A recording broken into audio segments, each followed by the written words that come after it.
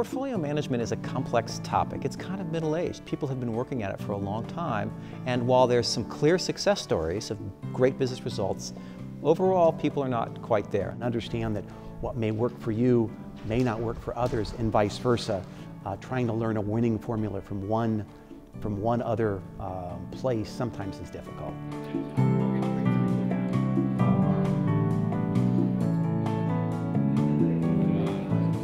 The thing about the dice simulation is that it's a metaphor, right? And so you're rolling these dice, and everybody knows the dice don't really mean anything, and yet it's a very exciting, engaging way for people to understand what the analytical requirements are and what the social requirements are of a portfolio process. Loved the dice. The dice were fantastic. I thought it was so engaging and really a fantastic way to learn about what you do and you don't do. As much as we think we really understand risk, there's a lot of random probability to what we're doing. And I think the dice simulation really brought out how the random probability works, and to think that you really can be right 100% of the time is really, you've talked yourself into false precision.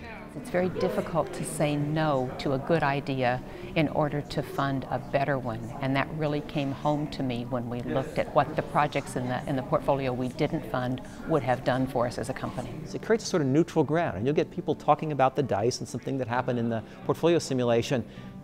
Wait a minute, that's not about the dice, is it? It's really about what's going on in my organization.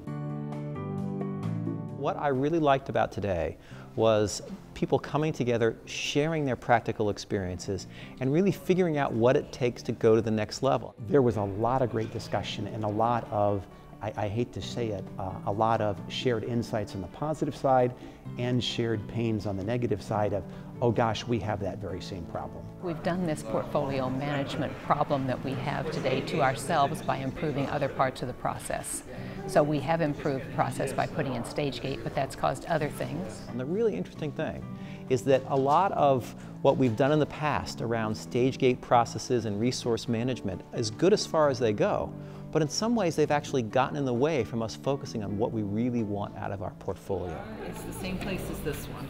Taking that next step with portfolio management requires doing really the great world-beating practices, as well as understanding how there are unintended consequences of our decisions and making that change. And so being able to focus on the what of portfolio management is the path to better business results.